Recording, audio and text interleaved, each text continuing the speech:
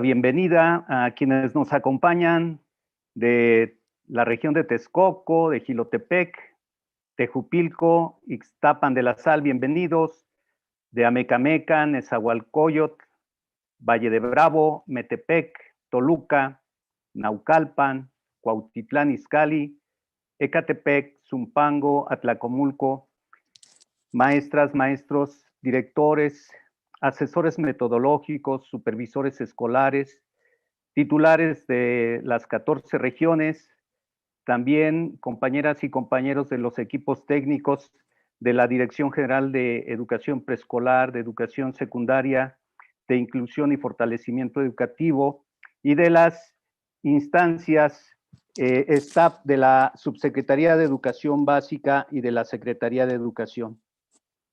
Les agradecemos acompañarnos en esta segunda asesoría derivada de la conferencia magistral que el maestro Enrique Lepe García nos dictó, denominada La enseñanza y el aprendizaje del lenguaje en un contexto híbrido. Estamos asistiendo entonces a esta segunda asesoría y recordando que en la sesión anterior se generaron un sinfín de intenciones, de preguntas que el maestro tendrá a bien comentarnos. Para el día de hoy, les recordamos que esta actividad es resultado de la colaboración interinstitucional del Instituto de Profesionalización de los Servidores Públicos del Poder Ejecutivo y de la Secretaría de Educación de nuestra entidad. En este sentido, sin más, damos la palabra a la maestra María Pureza Carvajal Juárez, directora general de Educación Primaria, quien nos tiene un mensaje. Adelante, maestra.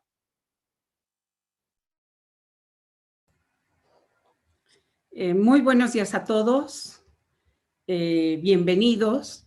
Me da gusto transmitirles un saludo del secretario de Educación, el licenciado Gerardo Monroy Serrano, y también del licenciado Rogelio Tinoco García, subsecretario de Educación Básica. Nuevamente estamos aquí reunidos en este espacio para el aprendizaje y el diálogo en favor de las niñas, niños del Estado de México. Cada vez más nos reconocemos en la interacción en contextos virtuales, académicos. Ello nos invita para seguir aprendiendo y buscando nuevos caminos para la enseñanza centrada en el aprendizaje. En ello, han sido un factor principal ustedes, maestros, directores, supervisores, equipos técnicos, autoridades educativas regionales y centrales. A través de sus comentarios y preguntas, han guiado la definición de los temas claves del encuentro, como el que el día de hoy abordará nuestro estimado especialista, el maestro Enrique Lepe. Bienvenido, maestro Lepe. La capacidad de leer y comprender lo que leemos críticamente es una habilidad fundamental en la vida, particularmente en tiempos con una sobrecarga de información. Renovemos la manera como estamos enseñando a leer y a escribir. Consideremos la evolución de las pedagogías y el papel activo que deben jugar nuestros estudiantes en su aprendizaje. Involucremos la emoción, capitalicemos la comunicación que se ha dado entre docentes, estudiantes y familias en este periodo y que ha permitido un acercamiento al entorno virtual de los estudiantes y sus familias. Brindemos a los niños y niñas la educación que necesitan y a la que tienen derecho. Muchas gracias. Bienvenidos todos. Gracias, maestra. Informo a quienes nos acompañan que esta asesoría está siendo transmitida por el canal de YouTube Live de la Subsecretaría de Educación Básica y por la plataforma Zoom. Para quienes nos acompañan en esta plataforma Zoom, les agradeceremos que en el chat registren su asistencia dando clic a la liga que para tal caso se estará colocando. Informo a ustedes que esta sesión constará de dos momentos. Uno, que consiste en la disertación del maestro Enrique Lepe García, y posterior a ella una sesión de preguntas y respuestas, para lo cual volvemos a agradecerles. Registren en el chat sus intenciones, sus preguntas, sus aportaciones, que esperamos al final de esta sesión sean comentadas. En este sentido, bueno, pues sin más, maestro Enrique, nos agradará escucharle y acompañarle en este momento. Adelante, maestro.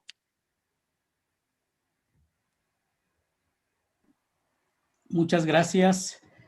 Buenos días a todas y a todos. Un gusto que continuemos encontrándonos por este medio para presentarles, reflexionar y discutir sobre algunos temas importantes. Yo creo que el tema más importante de la educación básica, que es la enseñanza y el aprendizaje de la lengua escrita. Todo lo que hacen los estudiantes en la escuela, desde preescolar hasta nivel medio superior, es la mayor parte del tiempo en la escuela leer y escribir. Son dos habilidades importantísimas, habilidades llave que abren el conocimiento, y por eso nos preocupa, me preocupa, por eso me ocupa mucho estar trabajando en estos temas con ustedes. Voy a iniciar con mi presentación. Recuerden que al final presento mi correo electrónico o mi Facebook para que me puedan pedir la presentación o el material que yo mencione o al que me refiera y que crean que les puede ser útil para su trabajo o para profundizar sobre los temas que desarrollamos. Comienzo a compartir. En esta ocasión, a esta sesión le he denominado leer y escribir de manera comprensiva. Vamos a ocuparnos de aspectos tanto de la enseñanza como del aprendizaje. Y como es habitual conmigo, vamos a comenzar recordando lo que vimos en la sesión pasada para establecer pues un vínculo entre la temática anterior y la que hoy vamos a desarrollar. La vez anterior hablábamos sobre la vigencia de la psicogénesis del lenguaje escrito y yo les mostraba la página 8 del libro para el maestro, material vigente oficial, y donde se marcaba específicamente esta partecita que tiene que ver con la psicología genética o la psicogénesis del lenguaje escrito. Y dice en el primer párrafo de este documento, página 8 que les mostré la vez anterior, que a lo largo de más de 30 años, los trabajos de psicología genética han demostrado que los niños elaboran diferentes conocimientos acerca de la lengua escrita antes de poder leer y escribir convencionalmente. También le refería a la vez anterior este proceso de escritura por el que pasan los niños y que está consignado precisamente en el material de referencia, en el libro para el maestro, páginas 8, 9 y 10, para que lo pudieran consultar y decirles que esta es la guía que permite hacer un diagnóstico de los grupos, los grados de primero y segundo de educación primaria. Por supuesto, también podría servir para preescolar. En la sesión pasada también revisamos el concepto de lengua escrita, indicando, de acuerdo con la cita establecida en el material de preescolar, programa de preescolar, que la lengua escrita se dividía en dos aspectos, en dos vertientes, dice el programa de preescolar, en el sistema de escritura y lenguaje escrito. Esos componentes forman la lengua escrita, que es el objeto de estudio tanto en preescolar como en primaria y secundaria. Y decíamos también que el sistema de escritura estaba compuesto por los sonidos, las formas, los espacios, los signos que se usan al escribir. Me referimos con eso a las letras y a los fonemas. Y que el lenguaje escrito se refería a la función que tienen los textos, al soporte en el que están, al formato que adquieren, al léxico que utilizan y inclusive a esta relación imagen-texto. También decíamos la sesión pasada que en la mayoría, en muchas escuelas del país, se le da prioridad a la enseñanza del sistema de escritura, dejándose para después el lenguaje escrito, sin que de pronto nadie en específico se encargue de ello en los grados posteriores. En la sesión pasada también revisamos algunas situaciones que favorecen el aprendizaje de la lengua escrita. Les mencionaba 4 situaciones, que son situaciones sociales, pero que también pueden convertirse en situaciones didácticas. Que los niños que están en formación observen a leer a alguien, que los niños intenten leer por sí mismos y que se les permita sus intentos, que observen escribir a alguien y que intenten escribir por sí mismos y que se respete su escritura, cualquier forma que ésta tenga. También en la sesión pasada les mostraba yo este esquemita, bueno, sobre cómo se ve la evolución en la escritura de los niños y en la que la mayoría de los niños pasa por ella, ¿no? Y la comparaba con una semillita que crece y que se convierte en planta, haciendo esta diferenciación en que un proceso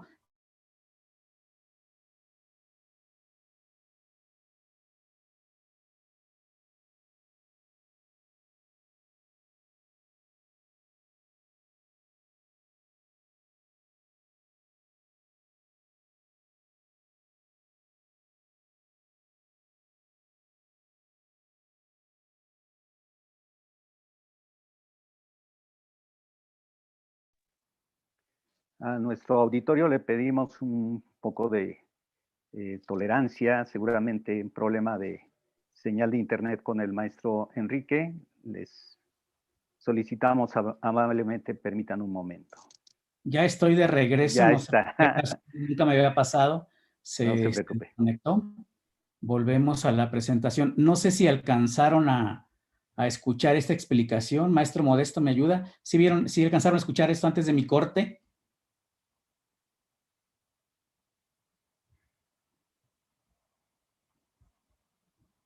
No, no lo escucho. Hasta esta descripción de la analogía con la semilla y su desarrollo. Bueno, gracias. Diciendo, pues, y estableciendo esta diferencia, uno es un proceso natural y otro es social, ¿no? En el segundo, el de la derecha, el de escritura, se requiere intervención docente y un ambiente propicio para desarrollarse. Y así está esta analogía, como dice el maestro. También en la sesión pasada les mostraba algunos videos de cómo hicimos el diagnóstico a distancia con algunos niños de preescolar y de primaria. Mostrábamos algunas alternativas. Dijimos sobre la importancia de trabajar el nombre propio también, por supuesto, en forma presencial, pero en esta ocasión, dada la situación que estamos viviendo, que fuera a distancia, y dimos algunas alternativas para poder hacerlo. Mostramos e invitamos a hacer un intercambio de cartas o mensajes entre los niños. Les mostraba este ejemplo de la maestra de Yucatán que lo hizo de forma física, ¿no? Y bueno, esto fue como un repasito de los temas principales abordados en la sesión anterior. Ahora voy a permitirme dar respuesta a las preguntas de la sesión pasada, a las que más se repetían, las más significativas, y algunas que dejé de contestar se van a resolver en el transcurso de esta exposición. Si no fuera así, por favor, reitérenme sus preguntas y con mucho gusto las respondo. En esta ocasión, más bien a raíz de la presentación de la semana pasada, recibimos estas preguntas. ¿Cuántos niveles de escritura hay? Y bueno, esto la voy a responder directamente, no quisiera que se quedara porque es una pregunta directa. Si recomiendo alguna escala estimativa para valorar los niveles de escritura o qué herramienta. ¿Qué opino sobre el manejo del alfabeto móvil en el proceso de desarrollo de la escritura? Y de qué manera la lengua escrita puede ayudar a vincular la escuela con la experiencia personal de sus alumnos y alumnas. Voy a responder la última primero.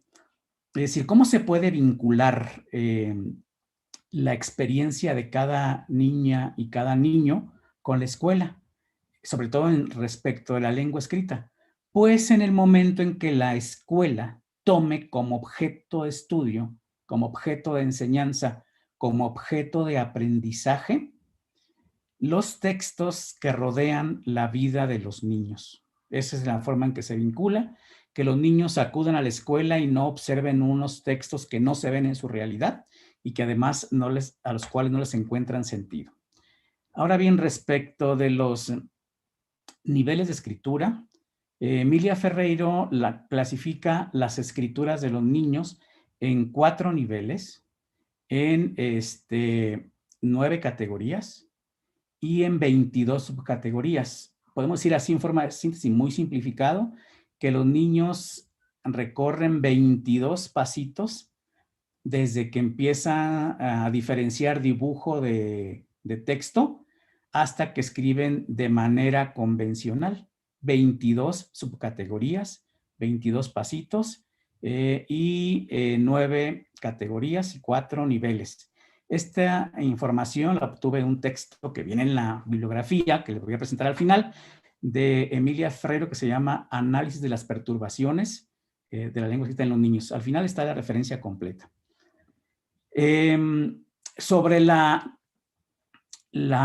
escala o el instrumento que se usaría para medir, para diagnosticar el nivel de escritura de los niños, pues en este mismo libro que les refiero y en muchos otros de otros autores, viene la descripción de las escrituras de los niños, como en este caso. Miren, dice acá, utilización de una sola grafía para cada nombre a representar, la cantidad es constante, escribe una y otra vez el mismo símbolo para escribir todas las palabras. Si se siguen estos criterios que muchos especialistas consignan en materiales, se puede hacer cualquier tipo de instrumento que tome en cuenta estos como criterios para clasificar la escritura de los niños. Es decir, casi siempre donde viene una explicación de los niveles, viene una descripción de cada nivel o de cada subcategoría y nos puede servir como referencia para hacer nuestro diagnóstico.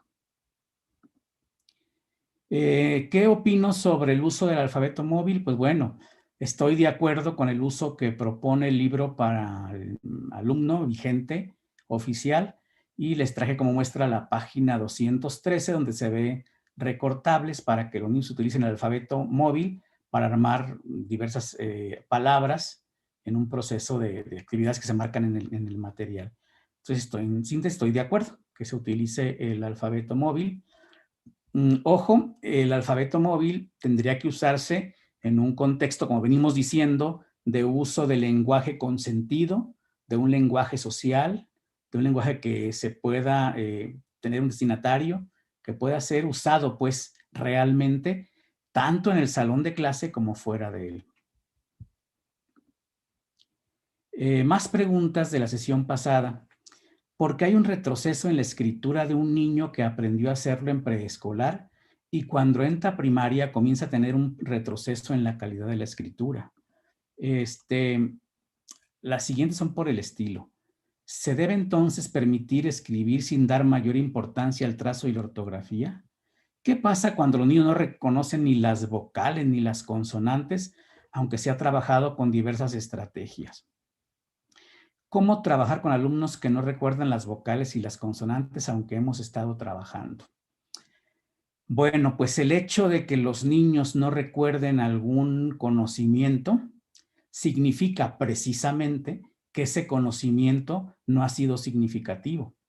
Reiterando lo que venimos trabajando desde la primera conferencia, para los niños, bueno, y para los adultos también, los sonidos, las letras solas, las sílabas no tienen significado.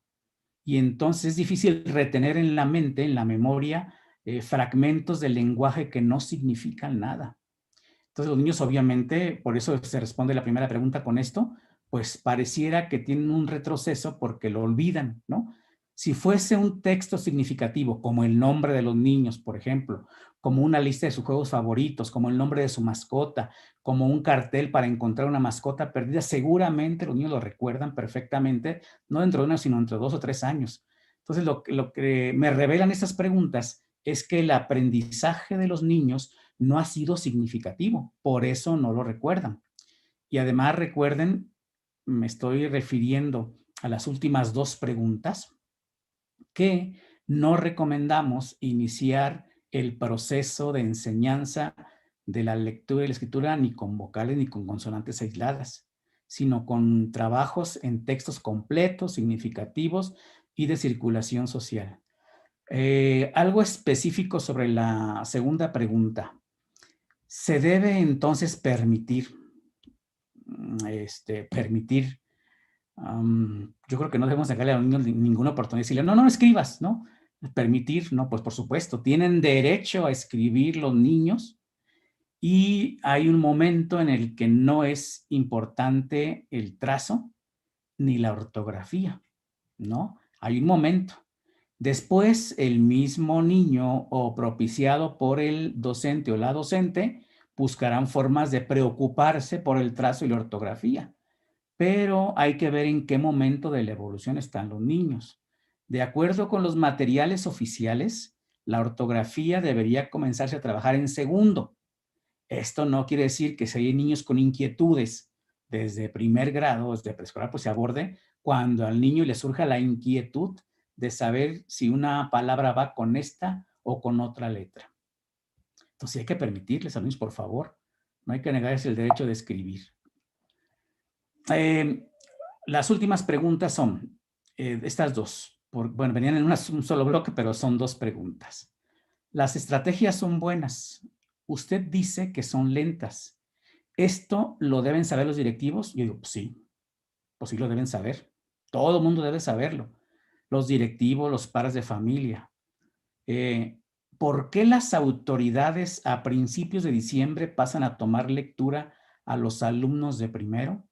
Mi respuesta es muy sencilla, no sé. O sea, no sé por qué las autoridades a principios de diciembre pasan a tomar lectura a los alumnos de primero.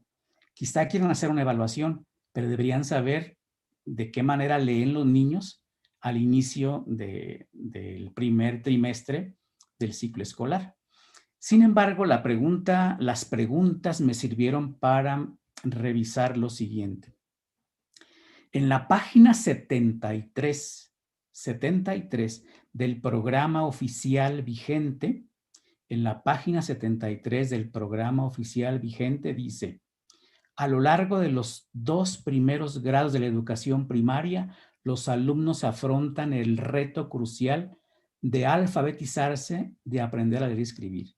Repito, dice el programa oficial que son los 2 primeros grados de la educación primaria, el lapso que los niños tienen para aprender a leer y a escribir. Párrafo más abajo, no voy a leerlo todo, dice que este proceso necesita consolidarse al término del primer ciclo de educación primaria, o sea, al finalizar segundo grado es cuando podríamos exigir una lectura convencional de los niños y una escritura también convencional y con algún grado aceptable de ortografía, hasta segundo grado o hasta el final del primer ciclo, o sea, primero y segundo.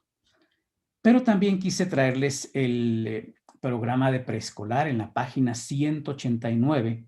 Comentábamos la vez anterior que en alguna parte del programa decía que no es obligación de los maestros de preescolar que los niños egresen leyendo convencionalmente. Aquí lo dice. Ahí está a mitad del párrafo. De ninguna manera se espera que los niños egresen de este nivel leyendo y escribiendo de manera convencional y autónoma. Estos son logros que se espera que los niños consoliden hacia el segundo grado de la educación primaria. Les traje solamente un par de ejemplos, ¿no?, de materiales oficiales donde se afirma que el proceso de lectura se consolida, concluye en segundo grado. Y bueno, en esta ocasión que vamos a ver con ustedes, ¿qué les voy a presentar? Les voy a presentar, insistir en este tema que leer es comprender, o relación entre, si quieren verlo así, relación entre leer y comprender. Vamos a revisar aprender y enseñar la comprensión lectora, el proceso de producción de textos en la teoría y en la práctica, y la escritura en los medios electrónicos, la comunicación entre alumnos y docentes. Vamos a iniciar pidiéndole su participación como siempre. Voy a pedirles que en el chat me respondan su concepto, su respuesta a la pregunta ¿qué es leer?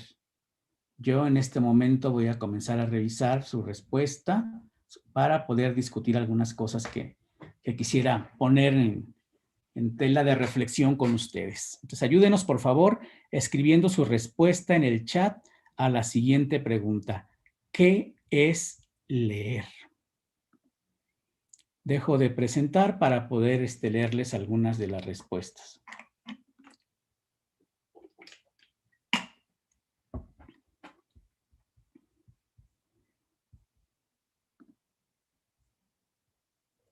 Guau, qué rápido son. Ya tengo desde hace un minuto algunas respuestas. Miren, el propósito de esta actividad es que nos leamos, vayamos leyendo lo que cada uno dice, porque se trata de retomar lo que uno dice para completar mi propia definición, para enriquecer mi concepto, ¿vale? Entonces leamos lo que dicen los demás y les voy a ofrecer también algunos textos para enriquecer nuestro concepto. El asunto es que cada vez que uno contesta la pregunta de qué es leer, olvidamos algunas cosas, ¿no? Se las adelanto. Olvidamos que no solamente se lee por placer, ¿no? También se lee, por ejemplo, cosas que no dan placer, ¿no? Yo me acabo de leer en agosto el acta de defunción de mi papá, o sea, no crean que me dio alegría, ¿no? Y otros documentos que uno lee y que no dan la alegría, que no lee uno por gusto. Lees el acta de nacimiento, el acta de matrimonio y el acta de divorcio, y no es alegría a veces ver ese tipo de cosas. A veces olvidamos que no solamente se lee en libros, ojo, se lee también hojitas, se leen también boletos del metro, tarjetas del metro, se leen muchas cosas que hay que tomar en cuenta. Bueno, vamos a leer algunas de las respuestas que ustedes me están dando. Me dice Janet Lucio Pérez, darle un significado a cada símbolo o grafía. Habría que ver, Janet, gracias, si tienen significado los símbolos, bueno, los símbolos sí, no sé si las grafías. María del Carmen Rodríguez, dar significado a un grupo de símbolos. Dice Norma Nápoles Reyes, decodificar letras. Juliana Ponce nos contesta, situarse frente a un texto y decodificarlo. Dice Anabel Herrera Cermeño, entender lo que se plantea en un escrito. Vean cómo son tan ricas sus respuestas, me dice Magdalena Aguirre Benítez, es comprender mensajes escritos. Leer es decodificar letras. Dice Ricardo Alvarado, perdón, se fue de Silvia Aguilar. Me dice Ricardo Alvarado, darle significado a las ideas de otro. Interesante, ¿ven? O sea, siempre esto de que dice Ricardo, siempre hay un otro detrás del escrito, ¿no? O en el escrito mismo. Jorge Hernández nos propone una definición más actual, que es interactuar con el texto. Horacio Ortega nos dice descifrar un conjunto de símbolos escritos. Mónica Alejandra nos pone es la interpretación de signos para dar un significado a la vida. De que me llama la atención mucho la interpretación, ¿no? Leer es interpretar.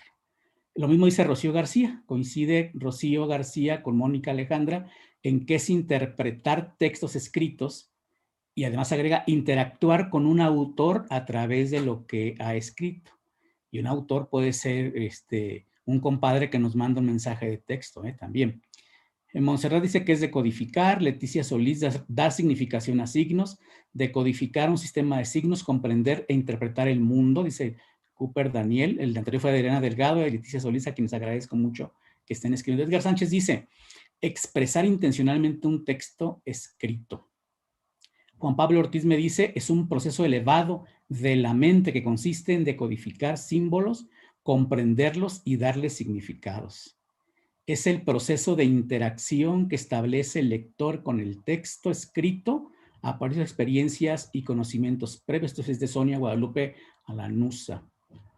Juliana Ponce propone una palabrita que hay que revisar muy bien. Es un proceso mental, pero también visual, ¿sí? Un proceso que pasa en la cabeza, pero también en el cual colabora la vista. Entonces ven cómo van agregándonos cosas. Alguien se habla de un destinatario, de un escritor, perdón, de un autor.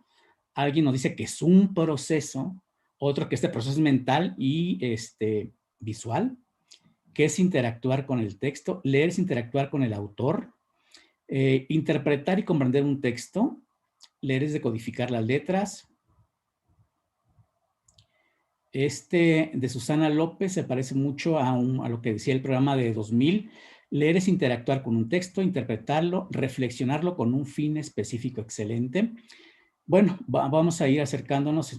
Agradezco muchísimo a todos los que han escrito. Leo algunos nombres al azar, perdón si no los puedo leer todos. A Judith Pérez, Eugenia Florín, a Liliana Beltrán, a Luis González, Liliana Cruz, Alicia González, Dolores Maribel Urbina, Rocío Sosa. Muchas gracias por su respuesta. Y bueno, me están aquí Ivonne, Rocío, Jocabet Ramírez, pues me están retomando lo que yo puse como título. Leer es comprender, ¿no? Pero vamos a desglosarlo más despacio en lo que sigue. Muchas gracias. Igual siempre me guardan, bueno, espero que me puedan guardar los compañeros técnicos las opiniones para poderlas revisar con calma y eventualmente en algunos casos dar respuesta. Excelentes. Y no sé si notaron algo. Conforme se van agregando comentarios, es más grande la definición.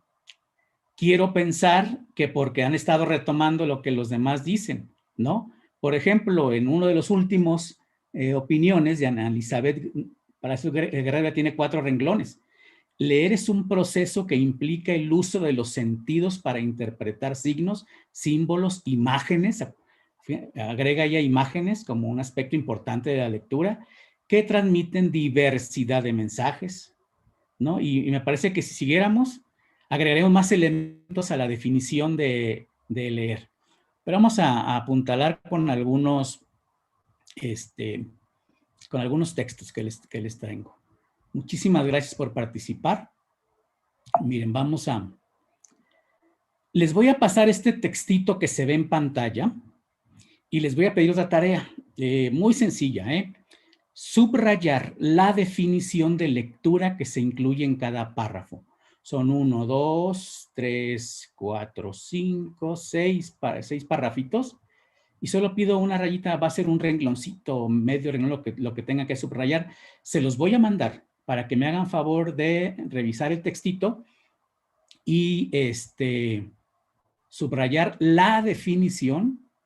Van a ser 4 o 5 definiciones de lectura que en este momento les voy a compartir por el chat. Lamentando pues que en este momento no sea posible compartir el texto, pero voy a ir mostrando a los que están participando en YouTube. Sin embargo, les mando los conceptos básicos. Debe estarles llegando.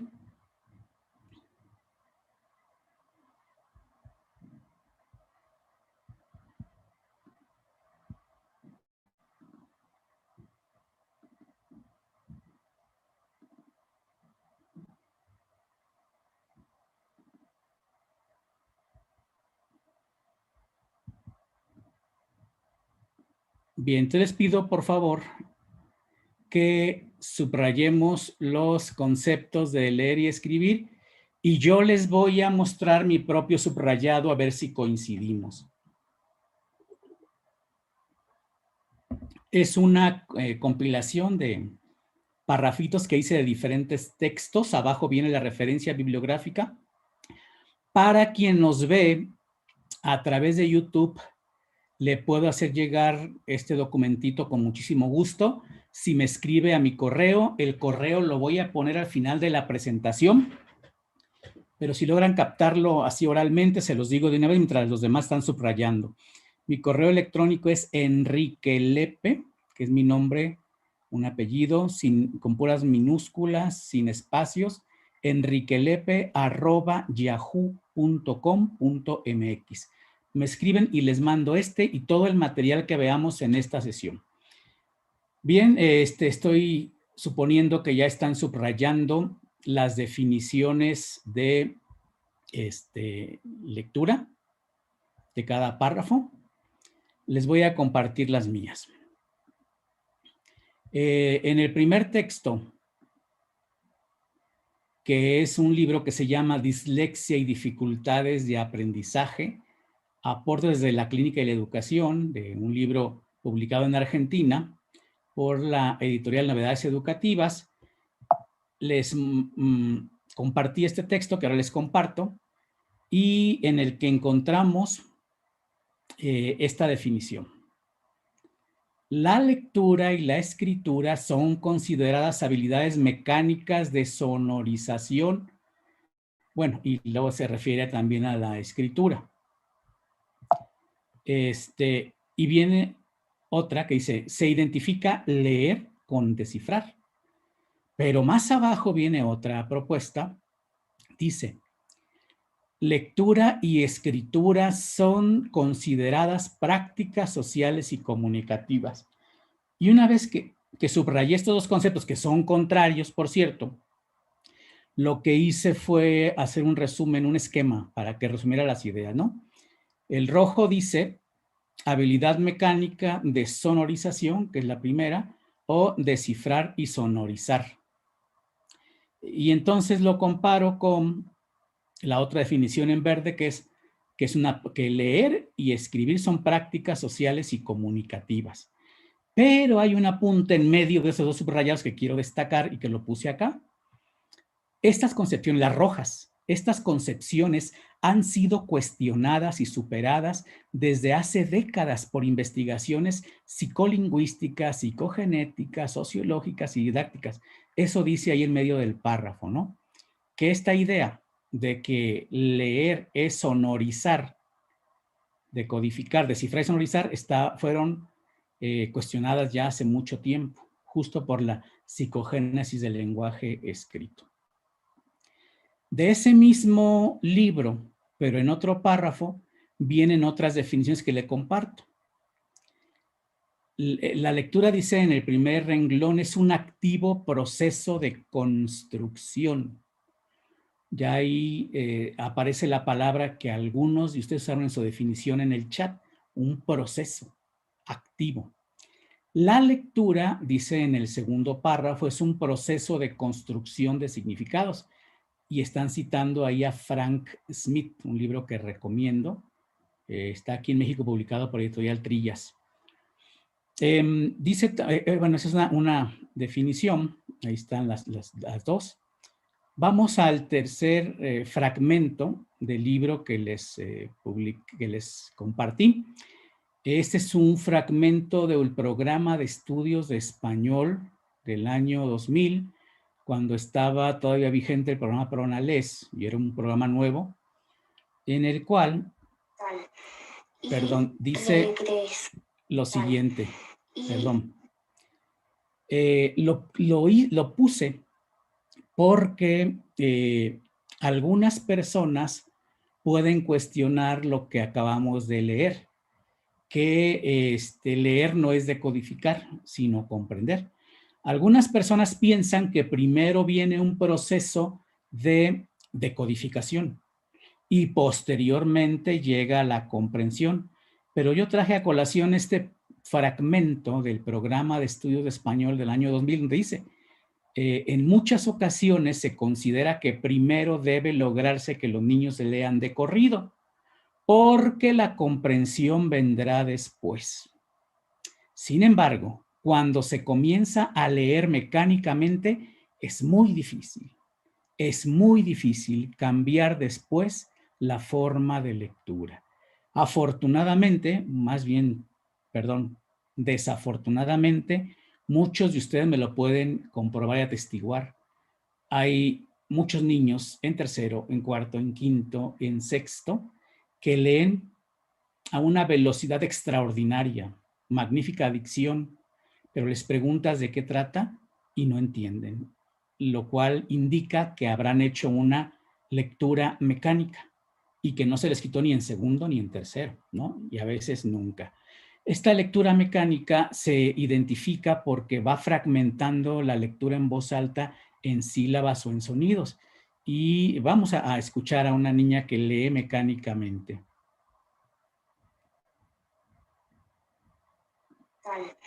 Y regresó al castillo en un instante gracias a la ayuda del sombrero mágico.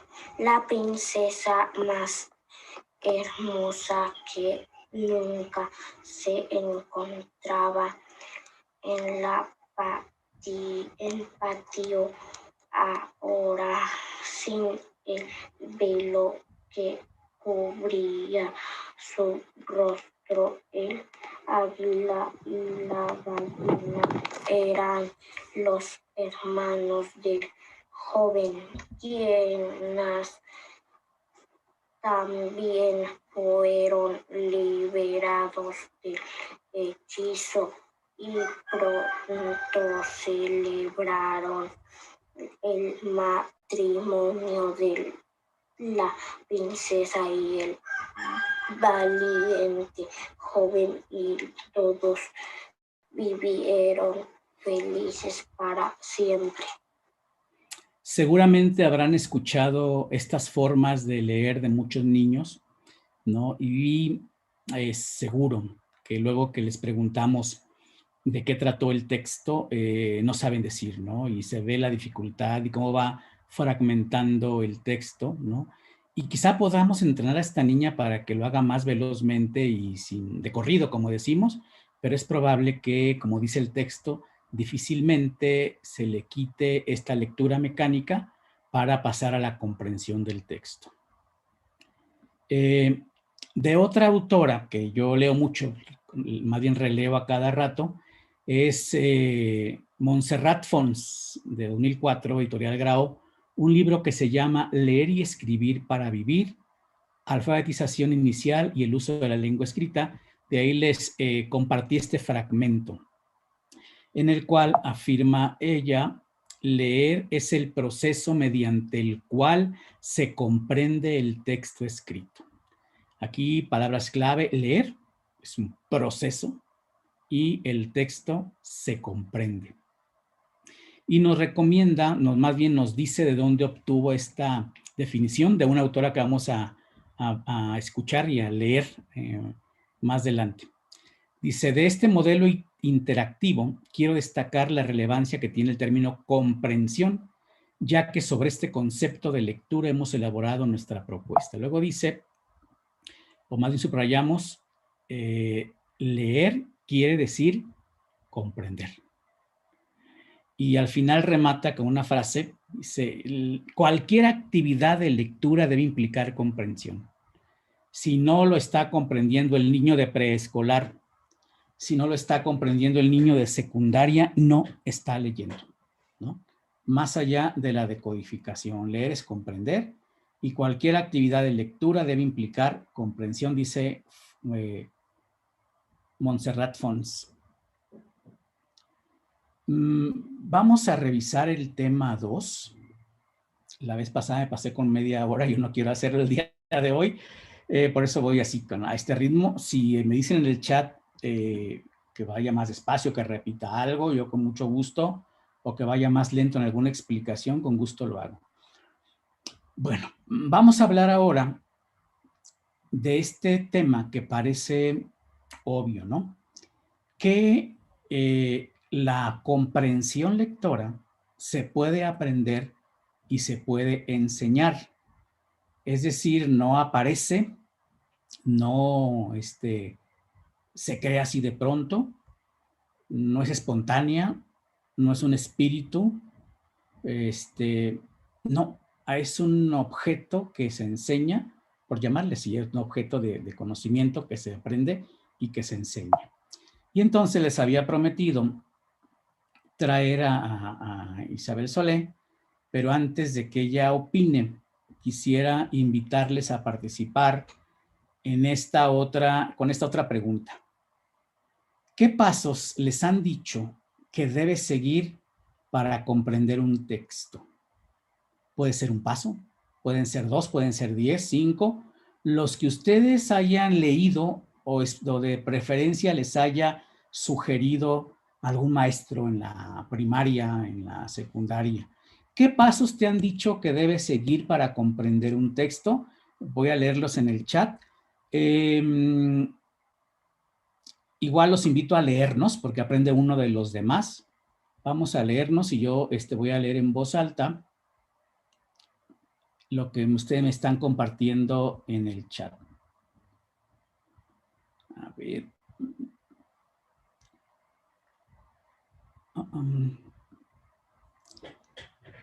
Dice 5 pasos. Me gustaría saber cuáles, ¿eh? O sea, no nomás la cantidad. Me gustaría saber cuáles, por favor. Por ejemplo, me dice Adriana, no pasos, pero sí estrategias como inferir y predecir. Mónica Bernal dice que habría que enfocarse en los verbos. Horacio Ortega me comparte, 1, imaginar lo que vas leyendo y traer a la mente la lectura. Bueno, excelente estrategia para los textos literarios, pero yo les comentaba hace un rato un texto, por ejemplo, de un documento legal, ¿no? Como un acta, no va a ser fácil imaginar o traer a la mente la lectura.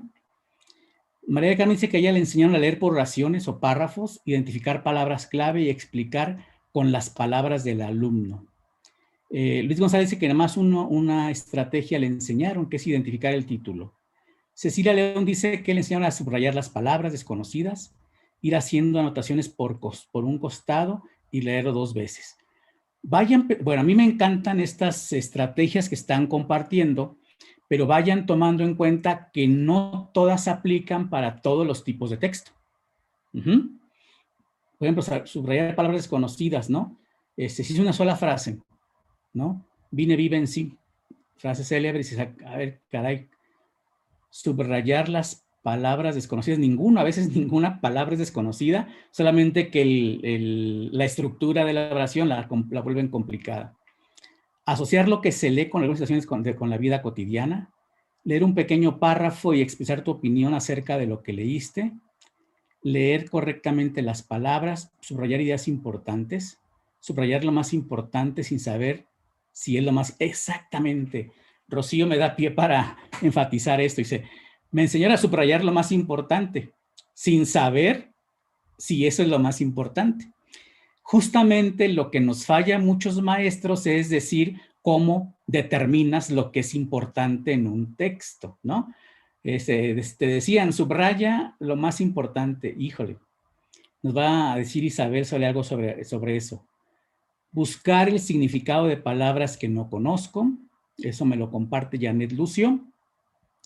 Guadalupe Vanessa Cano me dice, leer el texto, paso 1. Releerlo en voz alta. 3, socializar. 4, contestar preguntas. Y 5, cambiar el final. Supongo que cuando es un cuento, ¿no? Cuando es, por ejemplo, un texto sobre la vida de las tortugas en el mar, tal vez no se le pueda cambiar el final, o sea, ya está dado, no se le puede hacer mucho. Identificar ideas principales. Quiero pensar a Lilia Cruz Bárcenas, espero que sí le hayan dicho cómo identificar una idea principal, ¿no? Me dice Andrea Jazmín Jiménez, leer las veces que sea necesario el texto, recordar por párrafo la información. Yo recuerdo esa estrategia, ¿no? Te leías un texto, le decía al profe, maestro, no lo entendí. Te decía sabiamente, pues léelo otra vez. Maestro, ya lo leí por segunda vez, no lo entiendo. Pues léelo por tercera vez. Y así no entiendo dónde está la estrategia, ¿no? Judith Pérez nos dice que le recomendaron a ella leer, subrayar, hacer preguntas, contestarlas y evaluar. Subrayar ideas principales, depende del tipo de texto. Exacto, Sonia Guadalupe Alanusa, excelente. Depende del tipo de texto, va a ser la estrategia de lectura y del propósito que busque el lector. Bueno, déjame mirar un poquito más. Noemí nos habla de algo que es la anticipación. Dice Noemí Isabel Reyes, pasar la mirada por el texto y pensar de qué crees que trata. Y vienes a anticipar, ¿no? Luego leer y confirmar lo que pensamos que trata la lectura. Me parece una buena estrategia, clara. Rubén Omar Martínez, usar portadores de texto. Sí, o sea, yo debería leer el periódico, una noticia en un periódico. debería leer un poema en un libro de poemas, aunque a veces los libros de texto nos quitan el portador, ¿no? Sigo leyendo. Muy bien. Leo el de Juan Pablo, que se ve así como muy ordenadito. Dice leer el texto. 2, identificar ideas principales. 3, inferir e interpretar dichas ideas. 4, comunicar lo que entendimos a través de un texto u oralmente. 1 dice Liliana, también está ordenadito, observar el texto. Imágenes, título, gráficas, esquemas, letras en otro color, como lo hicimos con la infografía justamente. 2, hacer inferencias sobre lo observado. 3, leer. 4, regresar a las palabras o ideas que desconozco. 5, ir al diccionario. 6, volver a leer. Y 7, evaluar mi comprensión. Y agrega y tomar apuntes. Bien. Genial, y espero conservar sus respuestas que me sirven muchísimo para repensar. De pronto hay cosas que ustedes me preguntan, me plantean que yo no había pensado, ¿no? Y me interesa mucho conservar sus respuestas. Miren, vamos a leer un poco de teoría, ¿no? de lo que concluyen algunos investigadores, especialmente Isabel Solé, cuyos libros recomiendo ampliamente. Tiene un libro que ahorita voy a presentar igual la imagen. Volvemos. Nuevamente agradezco su excelente participación. Yo imagino que nos divertiríamos mucho en un taller presencial, ahora que se pueda. Bueno, estrategia para trabajar la comprensión lectora. Mentira, leí mal. ¿Estrategia? ¿Será una estrategia esto que justamente nos consigna Isabel Solé, que dice, mira,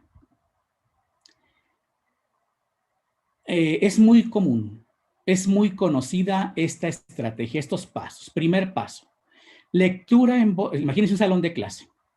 Lectura en voz alta de un texto por parte de los alumnos, cada uno un fragmento, mientras los demás siguen en su propio libro.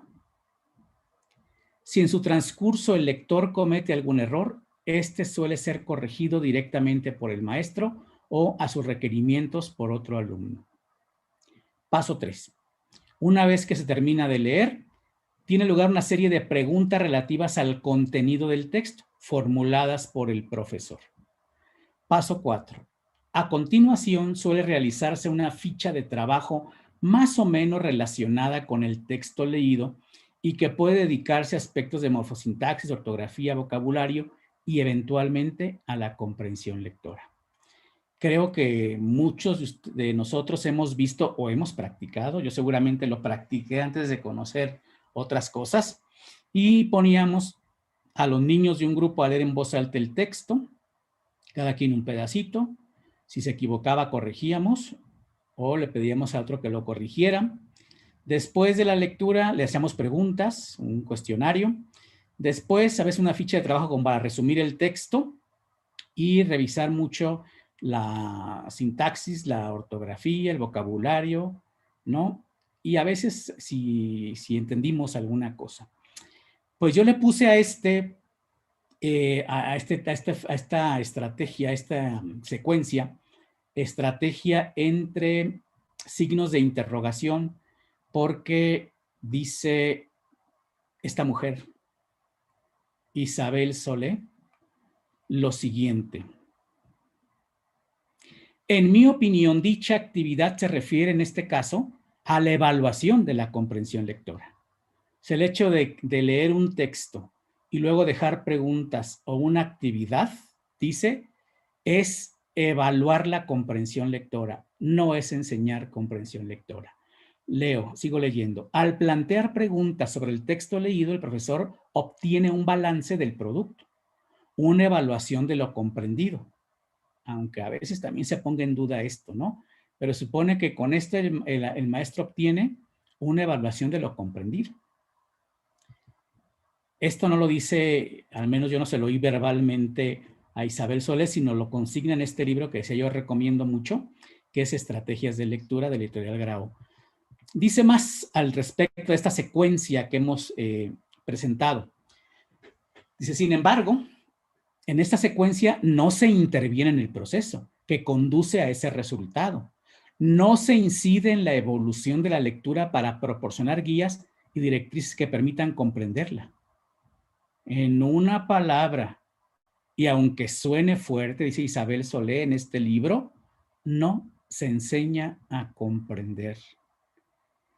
Qué terrible conclusión de investigaciones que ella ha realizado, ¿no? Y que podemos, si le buscamos, podemos encontrar que efectivamente en la mayoría, en algunas privilegiadas sí, en la mayoría de nuestras escuelas no se enseña a comprender. Se preocupa porque los niños puedan decodificar el texto, y ya que vemos que el niño habla los sonidos de los textos, esperamos que algún día alguien o una cosa mágica le enseñe la comprensión de los textos, ¿no? A veces llega el niño a tercero y dice, no le entendí, y el maestro hace algunas cosas como la que les dije, ¿no? O preguntas, o hace que vuelvan a leer, o de plano se queja y dice, qué mal, eso debió habértelo enseñado el maestro de segundo o de primero. Eso ya no me toca a mí. Para mí lo urgente es terminar el libro de texto. Pero más que hablarles yo de lo que dijo Isabel Solé, vamos a escucharla directamente. ¿Qué significa enseñar estrategias de lectura? Para los que ya se quieran marchar ahora, voy a decir que para mí enseñar estrategias de lectura quiere decir enseñar para que los adolescentes, los jóvenes, los niños, puedan leer y puedan disfrutar de la lectura de textos diferentes siempre que lo necesiten, para cubrir las necesidades que la vida les va a ir planteando. Voy a revisar 4 aspectos, podrían ser otros muchos y podrían estar en otro orden. Voy a partir primero de una definición acerca de la comprensión lectora, para que podamos ponernos de acuerdo, o al menos para que sepáis en qué estamos en desacuerdo, lo cual no es poco. Y voy a discutir si cuando hablamos de comprensión lectora estamos ante una capacidad que tiene un carácter más bien técnico o más bien estratégico. Voy a revisar algunos de los componentes de esa lectura, de esas estrategias, antes, durante y después de leer. Y por último, aunque muy brevemente, voy a destacar algunos aspectos relacionados con las tareas que se propone realizar alrededor de la lectura, porque cada vez más estoy convencida de que depende mucho de la tarea que proponemos, de cómo la planteamos, de cómo intervenimos en ella y de cómo la evaluamos, que los estudiantes se aproximen a la lectura desde una perspectiva u otra, desde una perspectiva más superficial, más profunda, más técnica o más estratégica.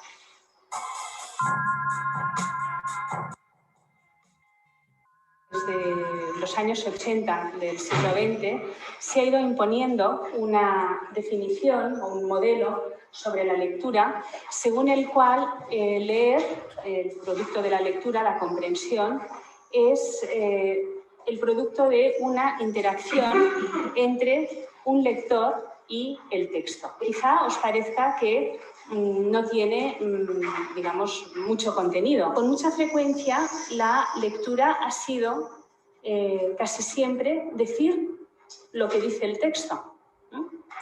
Y lo que el modelo interactivo de la lectura propone no es eso exactamente, sino es proponer que el producto de la comprensión es consecuencia de la interacción entre estos dos componentes, pero señalando y enfatizando que el componente que manda en esa relación no es el texto, sino el lector. No es tanto la descodificación del texto, sino que la comprensión es producto de lo que las personas hacemos con ese texto. Y eso explica que ante un mismo texto las personas podamos llegar a comprender cosas distintas o nos fijemos.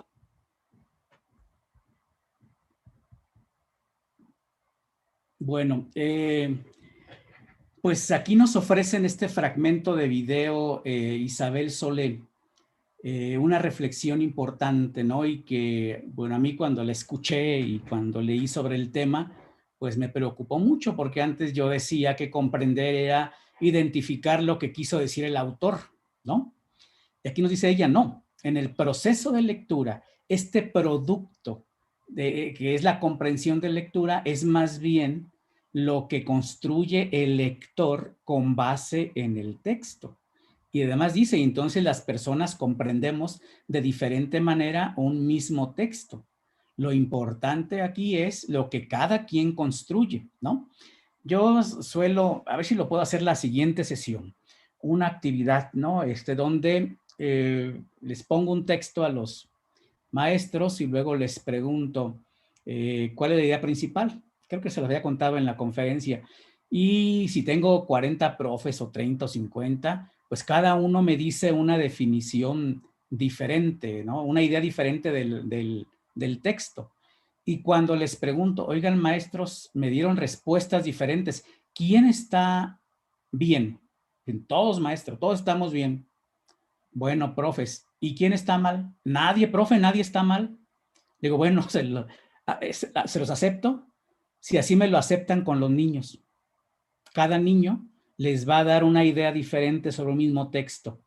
Lo que enriquece la comprensión es que todos discutamos lo que cada quien pensó sobre ese texto, ¿no? Y entonces confrontando lo que entendió el otro con lo que entendí yo, con lo que entendimos todos, se enriquece la comprensión de los textos. Entonces nos trae a colación Isabel Solé esta reflexión sobre qué significa comprender un texto y además reitera la importancia de propiciar la enseñanza y el aprendizaje de la comprensión lectora, ¿no? Hay estrategias que debemos enseñar a los niños o que ellos pueden aprender de nosotros o de otros compañeros. Sigo presentando.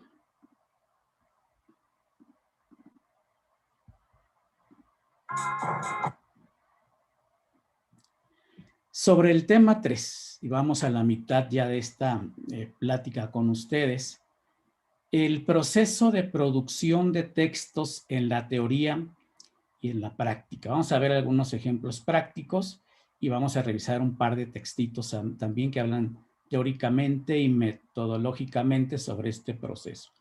Miren, vamos a iniciar alegremente porque les quiero mostrar. Ay, perdóname, me quería compartirles también esas ideas que menciona, Isabel Solé. Quiero dejárselas porque no quiero quedar en el aire. ¿Y qué es lo que se enseña? Pues, ¿cuáles son las estrategias a enseñar? Se los voy a compartir otra vez en el chat, en un archivo que complementa esto que dijo Isabel Solé, ¿no? ¿Qué se enseña y qué estrategias son importantes enseñar a los niños? Son dos textos. 2 o 3 fuentes, perdonen. Se los comparto en este momento e insisto y me disculpo ante los que nos están viendo en YouTube. No se los puedo pasar en este momento por cuestiones técnicas, no sabría cómo, pero si me escriben a mi correo electrónico que dejaré al final, con todo gusto les comparto los documentos que revisemos hoy. Ya les debe estar llegando este documentito donde se habla sobre, se especifica lo que acabamos de escuchar de Isabel Solé. En la red circula el video en versión más larga, con más información, ahí lo pueden conseguir.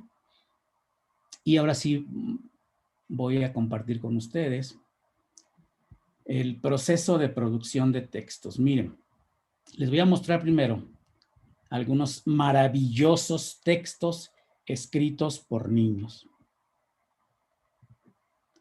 A ver si pueden leer esta cartita hermosa.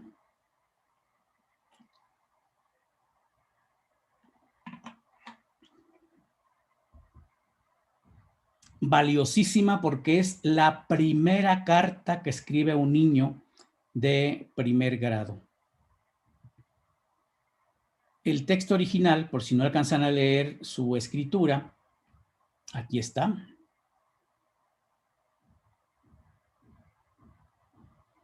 Si hacemos un poquito de esfuerzo, podremos leer lo que dice el texto, aunque haya palabras pegadas, mal pegadas o más bien con hiposegmentación, hipersegmentación, pero se puede leer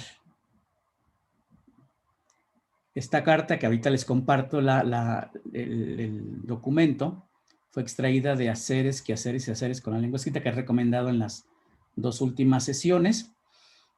Pero si aún no se puede leer así, les presento la versión que llaman las investigadoras normalizada, y dice el texto así: Israel, te mando esta carta, madrina, para que la leas. Es diciéndote que ya sé leer y también sé escribir. A ver si vamos a Colima, que me mandes una carta para que la lea. Ahí no queda muy claro si es Clemente. Y para que se la lea a mi papá, a mi mamá y a mis hermanos. Te la mando con muchos respetos. Te la mando escrita, Israel. Voy a hacer la pausa para compartirles el documento, donde se analiza la maravilla de carta, ¿no? Se explica un poco del contexto, se mira los logros que tiene el niño para su escritura.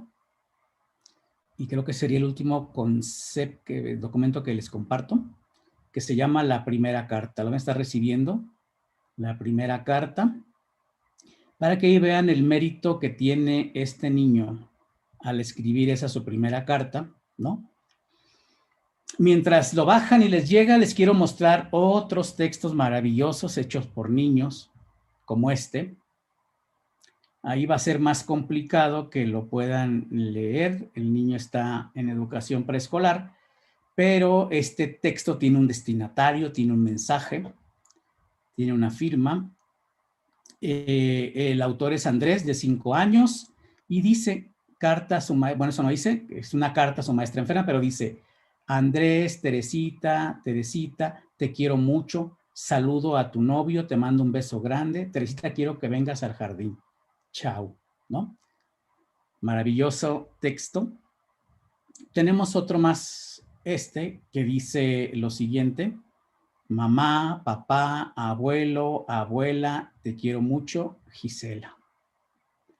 Yo les había comentado en la sesión anterior que pudiéramos aprovechar el Día del Niño, el Día de la Madre, el Día del Maestro, para escribir, para propiciar que los niños intercambien con sus familias o con sus maestros ese tipo de mensajes. Ahorita vamos a ver la importancia, es decir, puede que no lo escriban convencionalmente o que no sea el mejor escrito o que no exprese lo que realmente quieren los niños. Ahorita vamos a ver por qué es importante dejarlos escribir de esta manera. Este es otro que dice: familia, te quiero mucho, Patricio, 5 años. La escritura fue realizada de derecha a izquierda. Y ahí viene abajo la fuente donde obtuve estas escrituras. No viene otra más que dice: hoy, se llama Un Regalo Especial, y dice: hoy yo te quiero pedir un regalo especial. No se compra, no se envuelve, ni dinero hay que gastar. No se encuentra en los kioscos, ni en las jugueterías, no se ve en las propagandas, no se presta, no se alquila. Vení, sentate un ratito y sentame en tus rodillas, abrázame fuerte, fuerte y regálame tu risa. Esta es una canción, me parece que es popular en Sudamérica y que la niña transcribió, ¿no? Ahí está otra vez la idea de escribir algo para alguien.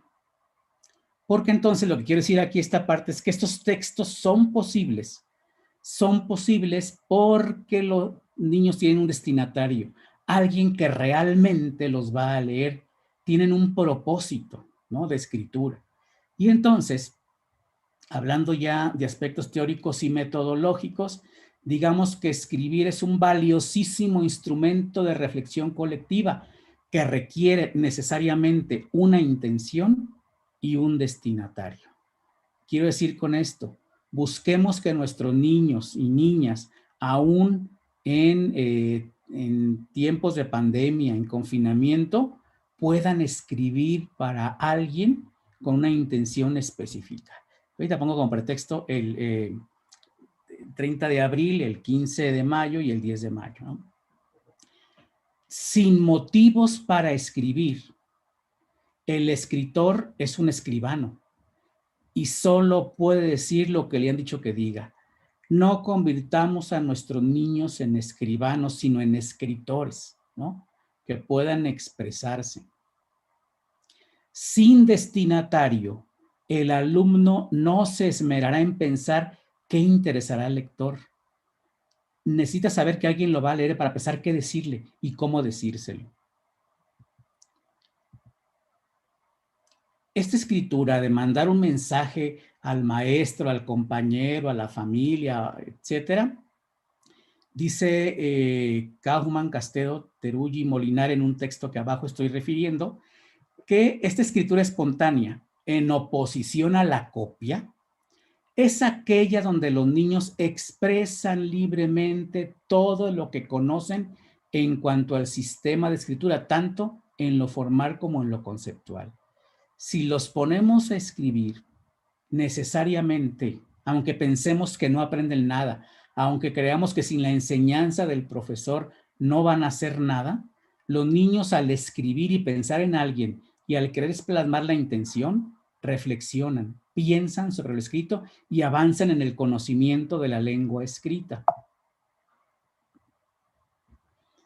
Cuando un niño produce textos espontáneamente, no solo pone en juego acciones efectivas y afectivas, diría yo, sino que en la interacción con sus pares, maestros y otros textos, tiene oportunidad de expresar sus hipótesis, ponerlas a prueba, modificarlas o no. Pero siempre que un niño escribe, y escribe así con esas condiciones, ¿no? Con un destinatario y un propósito, pone a prueba sus hipótesis, expresa lo que sabe en la escritura y nos puede ayudar a avanzar en su conocimiento del lenguaje escrito y del sistema de escritura. El hecho de escribir espontáneamente sin sentirse sancionados permite la aparición de conflictos y contradicciones necesarios en todo aprendizaje, ¿no? Yo sé que aquí hay que hacer un trabajo con las familias para que permitan que los niños se equivoquen.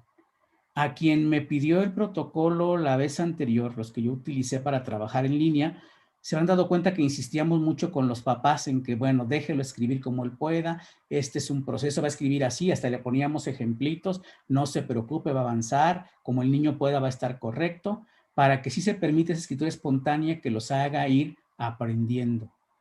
Ya saben que teníamos esta idea errónea de que si el texto estaba con errores es que no había aprendido. Si el texto estaba correcto, perfecto, es que había aprendido. No, sabemos que es un proceso y que va a cometer errores en los primeros escritos que pues luego va a poder ir corrigiendo. Sobre el último tema, y ya para dejar la sesión de preguntas y respuestas, esto va a ser una primera, un primer asomo a varios materiales e ideas que pueden ayudarnos a pensar en lo que, en la situación a la que nos empujó la pandemia, ¿no? La escritura y también, por supuesto, la lectura en medios electrónicos y cómo comunicarnos con los docentes, con las familias y con los niños. Reitero algo, cuando hablo de este tema, siempre hay profes que me dicen que en su comunidad, en su situación, no se puede, lo tenemos clarísimo, ¿no? Yo he estado trabajando con maestros de diferentes situaciones y me cuentan sus problemas. Hay gente que ha estado yendo a las comunidades, hay gente que no puede ir, que no quiere arriesgarse ni arriesgar a las familias, hay gente que sí le funciona perfectamente. Y les quiero recordar aquí para que tengamos presente eso, de que no tiene que ser con todos y no puede ser con todos. Lamentablemente hay que esperar en muchos casos la presencia en las escuelas para poder avanzar. Hay que recordar esto, que el 8 de noviembre del 2020, la SEP publicó un oficio dirigido a secretarios de educación de todo el país donde reconocía y le hacía recomendaciones sobre esto, ¿no? Decía, mira, hay niños con los que se puede tener una comunicación y participación sostenidas. Por supuesto, en general coincide con los niños de contextos urbanos donde hay computadoras o celulares y una conexión más o menos estable. Entonces, hay un grupo de niños que corresponde con esta situación, ¿no? Pero hay que reconocer que hay otros niños donde la comunicación y participación es a veces sí y a veces no. A esto la SEP le llamó comunicación y participación intermitente. Ahí se pueden hacer algunas cosas. En el primero, pues pareciera que con mucha mayor facilidad. Y hay un tercer grupo de niños o de escuelas o de regiones donde la comunicación es inexistente, ¿no? Me han contado maestros, miren, hay niños que nomás tengo el nombre anotado en la lista, pero no sé quién es. No tengo ninguna comunicación con estos niños. Y a veces hay maestros que ni con todo el grupo tienen esta especie de ese tipo de comunicación. Sabiendo esto, lo que voy a presentar a continuación son algunas ideas y reflexiones para el primer grupo específicamente y para el segundo grupo en la medida en que se pueda. Donde no hay comunicación, no es posible hacerlos, ¿no? Sin embargo, en algunos casos yo me aventuro a proponer algunas cosas también cuando no hay conexión a Internet. Miren, me quiero referir a lo siguiente. Ciertamente la pandemia nos obligó a estar usando la computadora, el teclado, el celular, etcétera. Pero ya desde hace 10 años venían haciéndose investigaciones en relación con el uso de Internet, de teclados, de textos electrónicos, porque ya se veía venir, ¿no? Que está cambiando los medios, están cambiando los soportes de lectura y escritura, y era necesario que en algunos lugares donde se pudiéramos ya avanzar y no ignorar estas tecnologías. Entonces, este libro que se publicó en el 2011 por un grupo de argentinas, especialmente argentinos, habla de la enseñanza de la lectura en Internet, pantallas y papel. ¿Sabes? Esta combinación híbrida, ¿no? Del papel y del Internet. Pero también nuestro amigo Daniel Casani, que ustedes vieron en la primera conferencia de esta serie, también en 2012, hace 9 años, publicó su libro en línea, donde hablaba sobre leer y escribir en la red. Les recomiendo porque traen muchas ideas acerca de cómo trabajar con los alumnos en línea. Y este textito, bueno, este librote más bien de Emilia Ferreiro, donde compila varios textos de sus alumnas donde hablan sobre varios aspectos, pero hay algunos que abordan sobre la lectura y la escritura en medios electrónicos y por Internet. Les traje también para la reflexión estas conclusiones que yo me he permitido hacer, pensando sobre cómo ayudamos a los niños ahora a distancia, ¿no?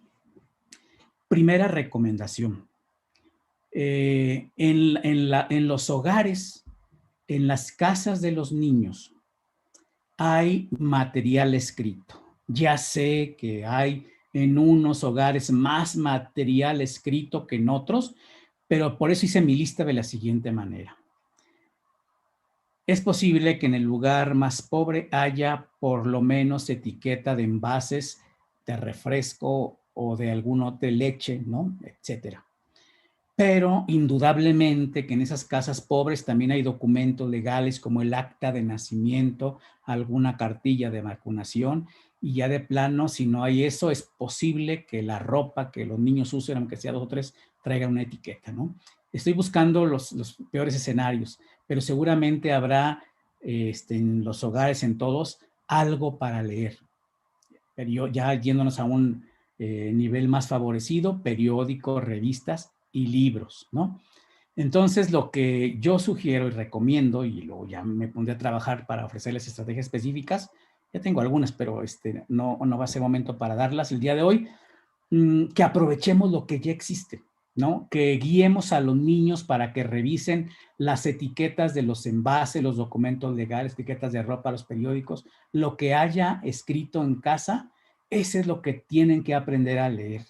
Más allá de leer mi mamá me mima o el oso se asea, o tate, tito, tú, mame, mimo, mu, lo que tienen en casa es lo que tendrían que saber leer para vivir, como lo dijo en algún momento también Isabel Solé. Esa es la primera recomendación que hago. Reconozcamos que en los hogares hay material escrito que se puede aprovechar para que los niños lean. Tareas hay que irlas creando, ¿no?